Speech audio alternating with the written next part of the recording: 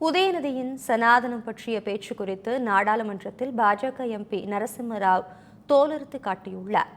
கொசு, டெங்கு காய்ச்சல், malaria, corona இதையெல்லாம் நாம் எதிர்க்கக்கூடாது, ஒழித்து கட்ட வேண்டும் என்றும் அப்படிதான் இந்த சனாதனம் எனவும் உதயநிதி கூறியிருந்தார். மேலும் சனாதனத்தை எதிர்ப்பதை விட ஒழிப்பதே நாம் செய்ய வேண்டிய முதல் காரியம் எனவும் பேசியிருந்தார். இதனை சுட்டிக்காட்டி பாஜக எம்பி நரசிம்மராவ் நாடாளுமன்றத்தில் பேசியுள்ளார். சனாதன தர்மத்தை பின்பற்றும் மக்களின் மனதை புண்படுத்தும் செயல் என்றும் இதுதான் இண்டி கூட்டணியின் செயல்திட்டம் எனவும் விமர்சித்தார்.